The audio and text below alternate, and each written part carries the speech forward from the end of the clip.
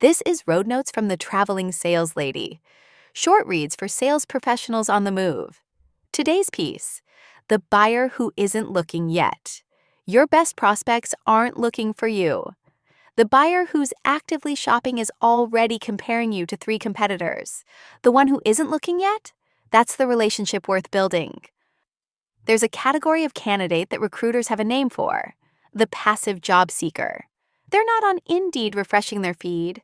They're not updating their resume. They're employed, reasonably settled, and not thinking about a move until something lands in front of them at exactly the right moment. Then they are. Sales has the same category. We just don't talk about it as clearly. The passive buyer isn't responding to your outreach. They're not in an active evaluation. They don't have a budget line open and a committee assembled.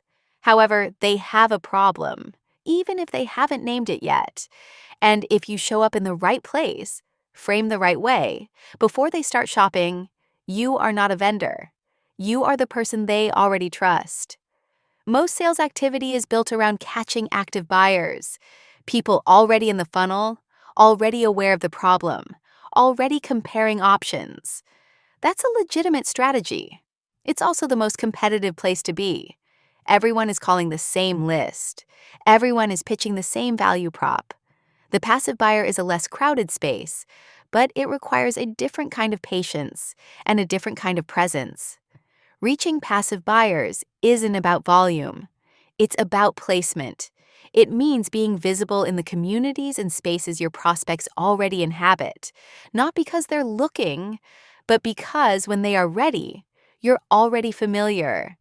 A conference, an association, a niche publication, or a conversation that wasn't a pitch are the infrastructure of a pipeline most reps never build because it doesn't show up on a weekly activity report.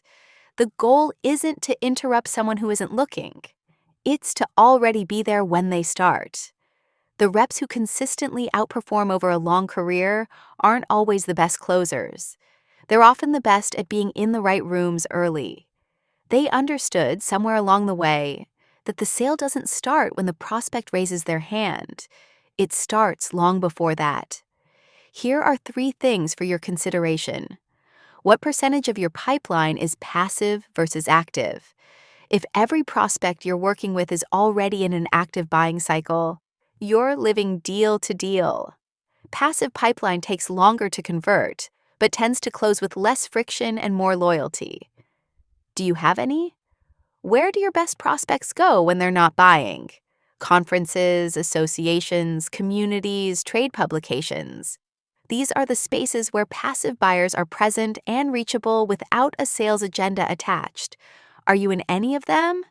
Are you showing up as a resource, not a rep? What does your presence look like before someone needs you? When a passive buyer finally becomes active, the first person they think of has an advantage that no cold call can replicate. That familiarity is built over time, through content, through community, through consistent visibility. What are you doing right now to build it? Active buyers are a sprint. Passive buyers are a long game. The reps who play both tend to win more often and more comfortably than the ones who only know how to chase. That's Road Notes from the Traveling Saleslady. If you relate to this one, the full conversation that inspired it is waiting for you on the Traveling Saleslady podcast. Find it wherever you listen. See you on the road and journey on. Road Notes is a production of the Traveling Saleslady in partnership with Brilliant Beam Media.